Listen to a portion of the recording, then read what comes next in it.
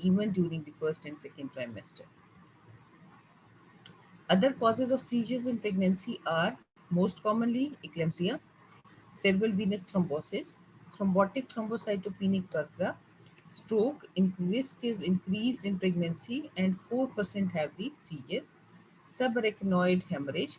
These are the causes in which the patient can present with the seizures for the first time in pregnancy.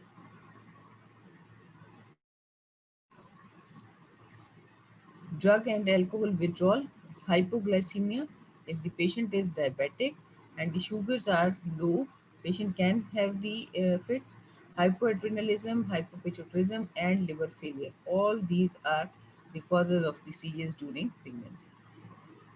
Again, diagnosis. First, we have to establish the cause of the seizure during pregnancy.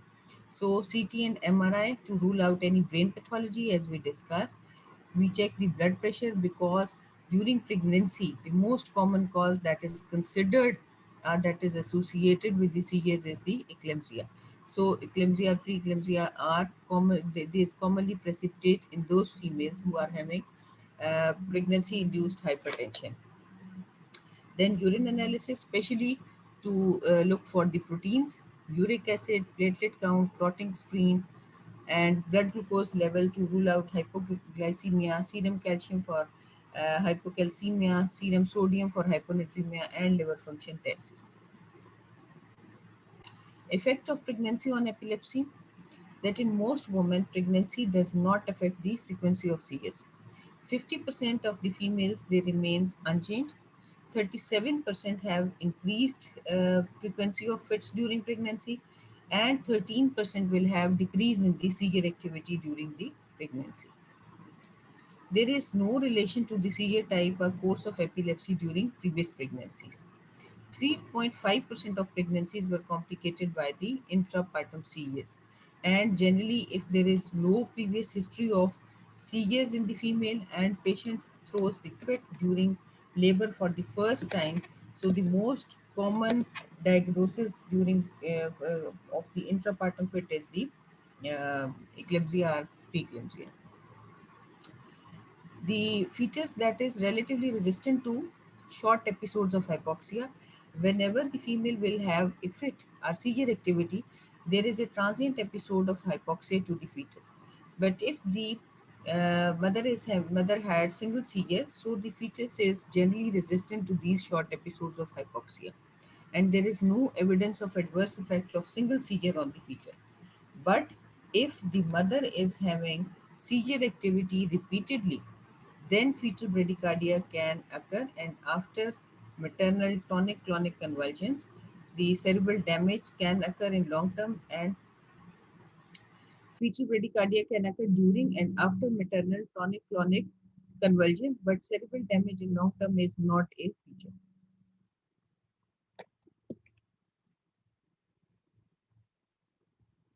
As I said, that all the anti-epileptic drugs that are that we know have the side effects. They have major malformations associated.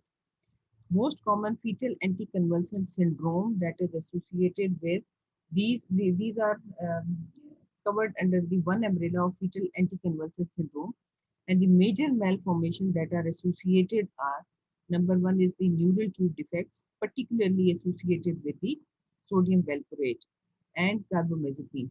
1 to 3.8% associated with the sodium valproate and 0.5% with the carbamazepine.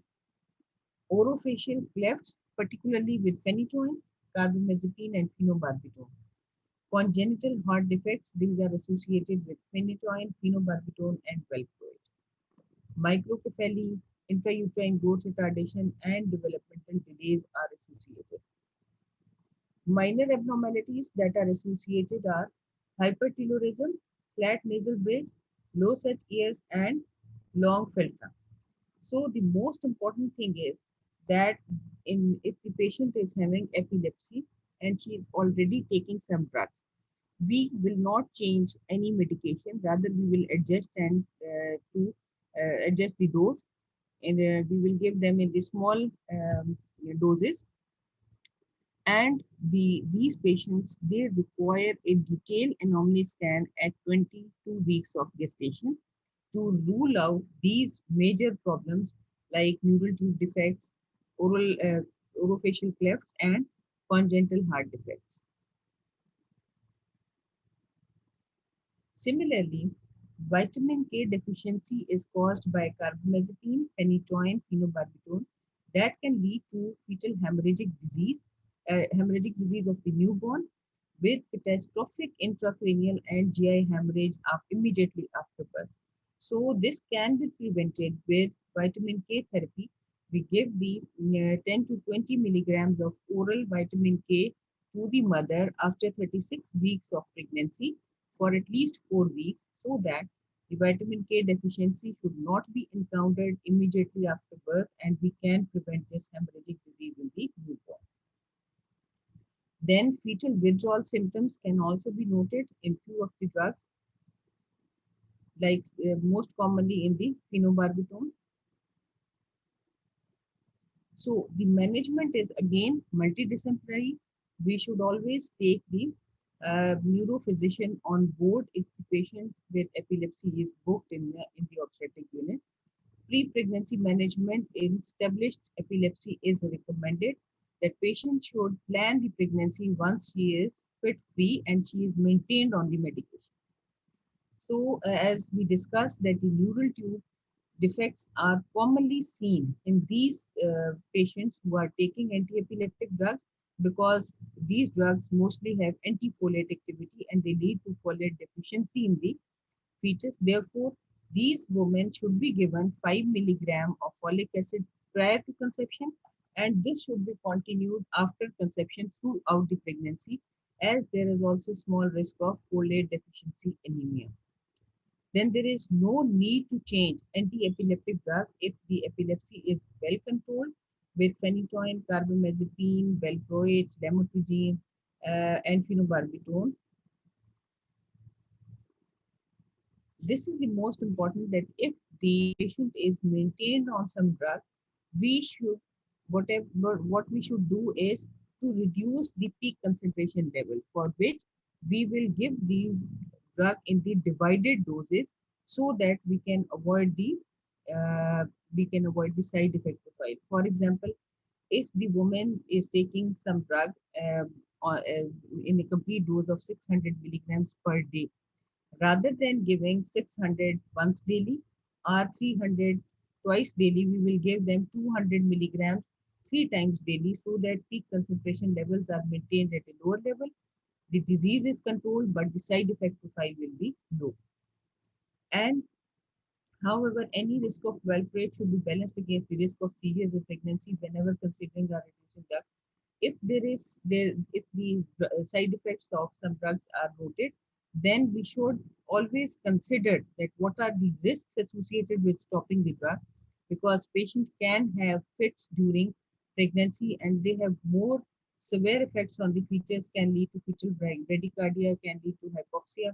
Therefore, we should rather change the dose, or we should counsel the patient that the risk associated with stopping the drug is more as compared to the continuation of the drug. Um,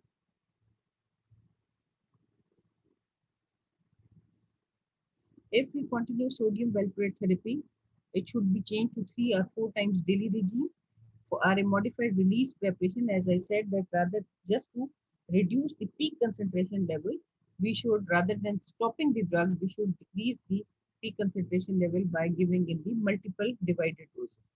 If patient is seizure free for more than 2 years, then we can consider to stop the medications.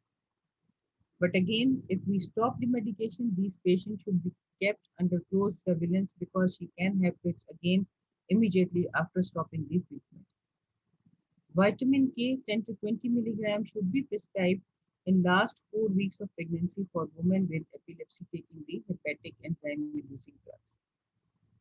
Intrapartum management, the most important thing to counsel the patient and to be known by the staff in the labor unit are that these patients should be given their treatment during labor.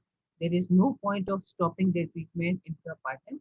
because the risk of seizure increases around the time of delivery. Women with major convulsive seizures should be delivered in the hospitals, again, well equipped with the neuro facilities, well equipped with the ICU setup, and the multidisciplinary approach should be adopted. 1 to 2% of women with epilepsy will have seizures during labor, and 1 to 2 will have one in first 24 hours postpartum.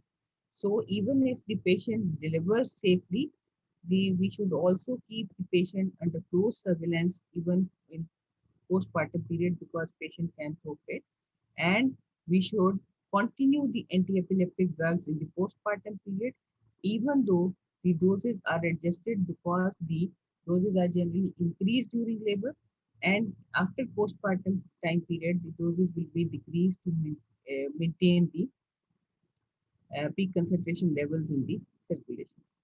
To limit the risk of precipitating a seizure because of pain and anxiety, early epidural analgesia should be considered during labor because pain or anxiety can be a precipitating factor for the seizure, and there is no contraindication for epidural analgesia. If the seizures that are not rapidly self-limiting occur in labor, oxygen and IV lorazepam or diazepam 10 to 20 milligrams or 10 to 20 milligrams intravenously should be given to sedate the patient and to reduce the anxiety and pain to avoid the precipitation of the seizure activity during labor.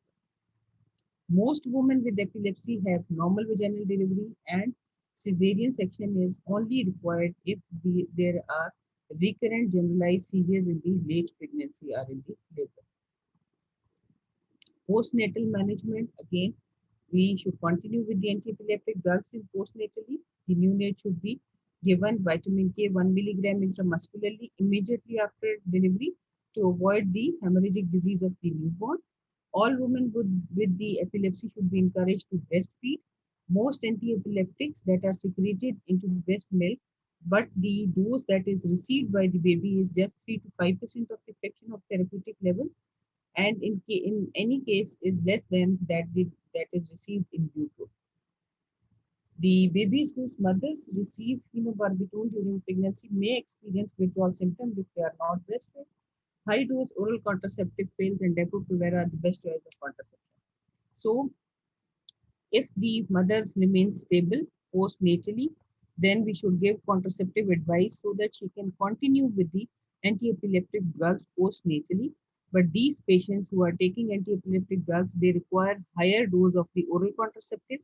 Are the best choice is the Depo-Provera intramuscular injection every 3 monthly for the contraception, so that she can continue her anti-epileptic drugs and should enter in next pregnancy once her seizure activity is over or she has completed her course of anti-epileptic therapy. Thank you very much. If you have any question.